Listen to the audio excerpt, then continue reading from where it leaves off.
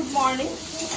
সকালবেলা চলে এসেছি। মামামের আজকে আবদার যে টিফিনে নিয়ে যাবে, কি বলে এটাকে, পাস্তা নিয়ে যাবে। তাই একটুখানি আলু আর ঘরে ছিল বিনস, টমেটো, পেঁয়াজ আর ডিম দিয়ে ওকে একটু পাস্তা দিয়ে দিচ্ছি, যদি খায় সেই জন্য একটু মেয়ের আবদার। এই সকালবেলাটা কি টিফিন করে দেবো আমার কাছে একটা ঝামেলা বলে মনে হয়, যদি কি টিফিন করে দেবো। ওকে দিয়ে, আর মামাকে দিয়েছে কি সকালবেলা দুধ খই খেতে, আর ওর বাবা খেয়ে যাচ্ছে কর্নফ্লেক্স, চকোস আর দুধ। আমি খাইয়ে দেবো, চলো দিচ্ছি। একটু মরিচের গুঁড়ো দিয়ে দিই, না হলে টেস্ট লাগবে না। খুব একটা মশলা হ্যাঁ, তোমার জন্য বানাচ্ছি তো এটা।